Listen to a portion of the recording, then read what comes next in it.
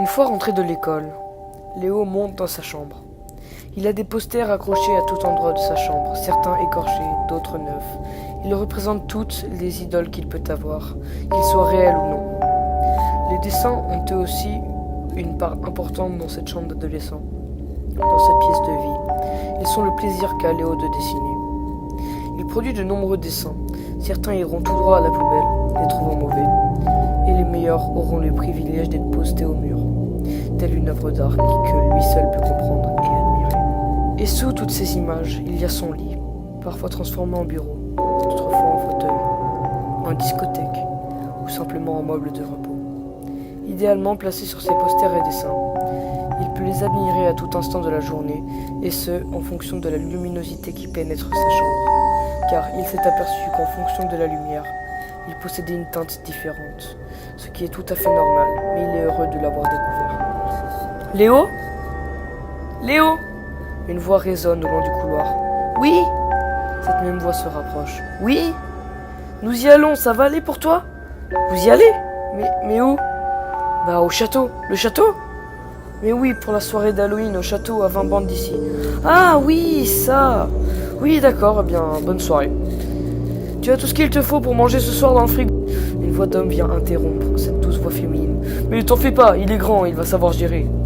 Oui, je saurai gérer sans problème, ne vous en faites pas. Ça va aller, oui, oui. D'accord, eh bien, bonne soirée, à demain, bisous. Bisous, Léo. Et la porte se ferme juste après le passage de cette femme, qui n'a qu'un seul regret, d'avoir eu un seul enfant. Après le départ de ses parents, Léo se laisse vivre tranquillement. Il a le temps, il a tout le temps, et pense parfois qu'il a trop de temps.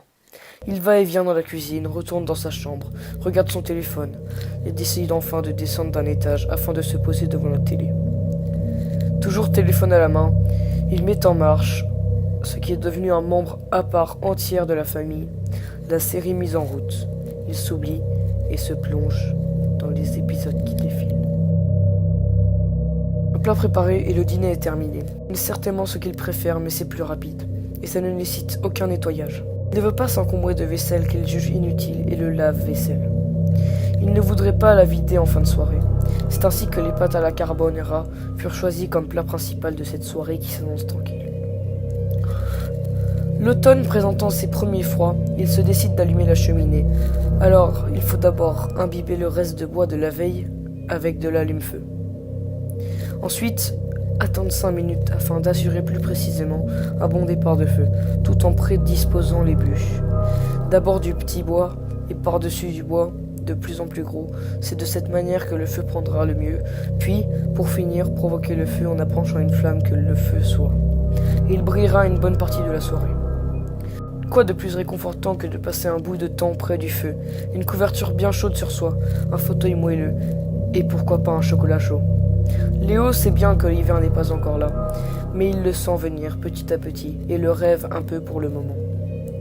Il ne fait que l'attendre, les yeux rivés sur l'écran morcelé de son téléphone, tout en faisant défiler les dernières actualités, les dernières photos d'amis ou les posts à lire, des textes qu'on peut lui faire, par exemple.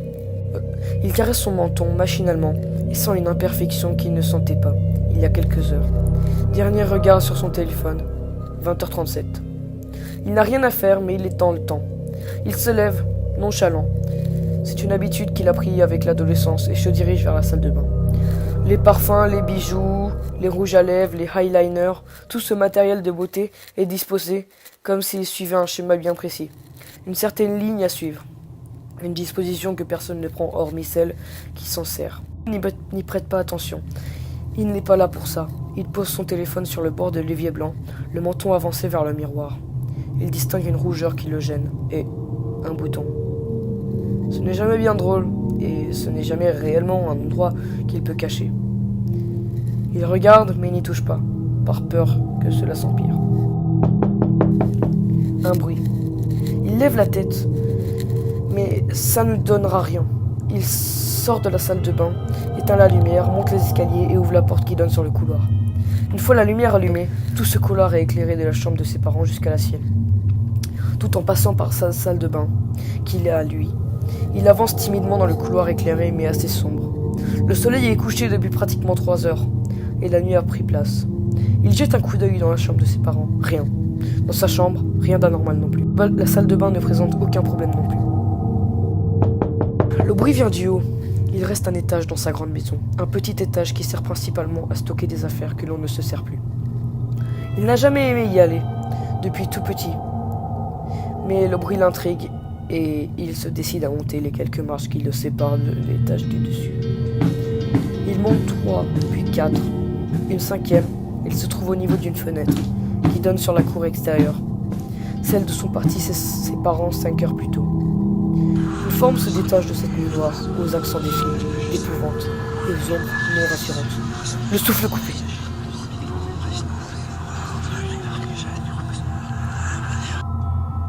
Tous ses sens sont atteints. Il ne voit plus réellement ce qu'il voit. Tous les bruits sont multipliés, il n'entend rien, mais il ne trouve plus le silence. Cette forme irréelle et parfaitement terrifiante ne bouge pas. Un clown, c'est un clown. Léo n'a pris qu'une seconde pour réaliser qu'il ne fallait pas rester sans bouger et vérifier que toutes les portes soient fermées. Mais le temps de cette seconde, tant d'émotions l'ont traversé et la peur est nécessaire à la survie. Il descend alors toutes les marches de la maison pour ainsi se retrouver devant la porte d'entrée. La porte est correctement fermée. Mais il reste à vérifier la porte qui donne à la seconde cour, la cour intérieure, ainsi que celle qui donne sur le garage juste apposé à la maison. Il les ferme une par une et se sent enfin rassuré. Non pas de ce qu'il a pu voir, ce qui pourrait encore rôder autour de la maison, mais il est en sécurité dans la maison. Il passe derrière le canapé, arrive au niveau du bar, et... Le clown dans la maison! Une ombre s'est déportée juste à côté lorsque Léo est arrivé. Il ne voit rien, mais il sent qu'il n'est pas seul ici. Le souffle est bas, Léo a le visage figé par la peur. Il se met à courir comme il peut, monte les escaliers et s'en va dans sa chambre, les pieds qui traînent sur le sol. Il se pousse et se cache sous son lit. Le souffle est bas, de nouveau. Il respire plus à présent. La joue collée au sol, il essaye de s'écraser un maximum afin de disparaître dans l'obscurité. Le bruit de pas résonne dans le long du couloir éclairé et vide. De lourds pas sont bien sourds. Les portes des chambres sont ouvertes, mais les pas se rapprochent de plus en plus, et Léo ne tient plus, mais il se doit rester silencieux. Il ne doit plus faire aucun bruit. Ça ne suffit pas. L'homme entre dans la chambre. Léo aperçoit les bottes qui sont en cuir. Elles longent le lit doucement. L'homme savoure chaque pas qu'il fait. Il les ressent. Il ressent la peur et l'angoisse. Et Léo ne doit toujours pas être remarqué. Les bottes s'éloignent et ne font plus aucun bruit. Léo fait un effort supplémentaire pour garder un maximum de calme. Les minutes sont longues, très longues. La respiration est bien difficile. L'air devient terrible. Quelques minutes sont passées et aucun son ne se fait entendre. Serait-il parti? Le doute n'est pas permis. Mais il se doit de tenter sa chance. Les pieds poussant, il sort timidement de sous son lit et se dirige vers la porte, le plus silencieusement possible. Il regarde à droite, rien, seule la porte de sa chambre. Rien, seule la porte de la chambre de ses parents est ouverte, mais il aurait entendu le bruit des pas sur les marches qui mènent à cette chambre. Il n'a entendu que son souffle durant les 10 dernières minutes. Il regarde à gauche et le couloir ne présente visiblement aucun danger. Il s'y engage alors tranquillement sur la pointe des pieds, mais les planches du sol grincent sous son méga poids, et la peur l'envahit de plus en plus à mesure qu'elle s'aventure dans ce couloir. Le noir. Il est plongé dans le noir. La lumière vient de nouveau de s'éteindre, sans raison. Le souffle coupé de nouveau, il se retient afin de ne pas crier. Mais il se retourne et voit dans les entrebâillements de la porte le visage masqué de l'homme qui le poursuit depuis le début dans ses longues heures. Ce clown aime provoquer la peur chez ses proies. Il ne bouge pas, mais regarde Léo fixement droit dans les yeux.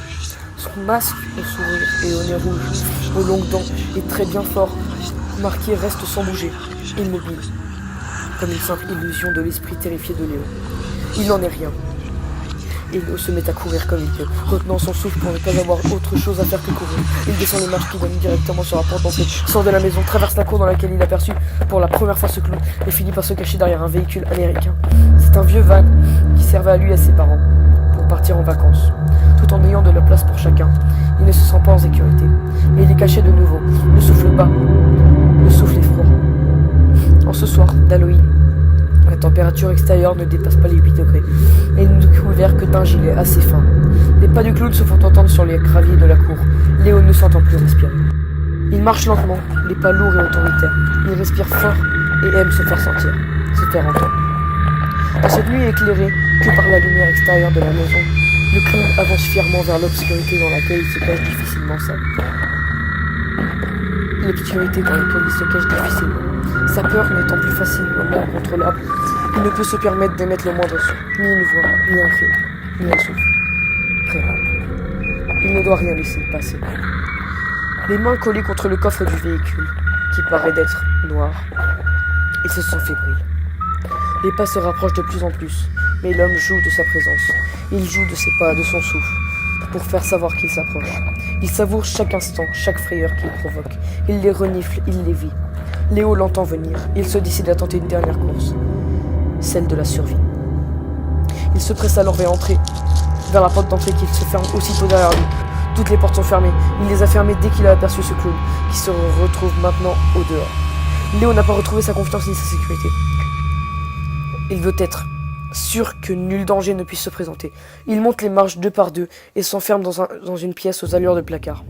C'est en fait un débarras où toutes sortes d'objets se côtoient, où les vieux vêtements cohabitent avec les manteaux de l'hiver de l'an passé. Une fois à l'intérieur, il n'allume pas la lumière. Il s'assoit et cherche à se calmer.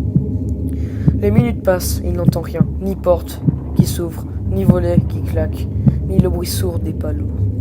Seul son souffle se détache de l'obscurité et du silence. Ne supportant plus le noir dans lequel il est plongé depuis près de 15 minutes, il allume le flash de son téléphone et éclaire chaque recoin de la pièce. Une vieille veste en cuir appartenant à son père, un jean bien trop petit. Une vieille veste en cuir appartenant à son père, un jean bien trop petit pour lui. Des peluches qui ne consolent plus personne. Tout à l'heure tranquille, il peut enfin se permettre de souffler. Il pose son téléphone au sol, retourné, afin que son flash n'illumine pas son visage fatigué, effrayé. Mais bientôt, serein, il souffle, respire dans un environnement cloisonné où l'air n'est pas maître des lieux. Mais il s'y sent mieux que nulle part ailleurs. Le visage du clown se sépare du noir et se marie avec le flash du téléphone. Il apparaît doucement, souriant, les yeux presque rieurs. Léo ne réagit plus, il a tout donné, il sait bien... Il ne sait plus si son esprit se joue de lui ou si ce clown est bien en face de lui. L'esprit troublé, Léo se laisse disparaître dans la nuit de sa vie. Son souffle résonne. Son souffle résonnait. C'est ainsi que le corps de Léo fut retrouvé. Un matin, quand ses parents rentrèrent.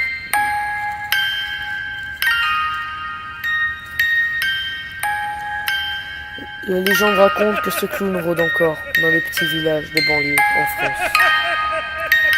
Vous pouvez faire attention, il sera sûrement là.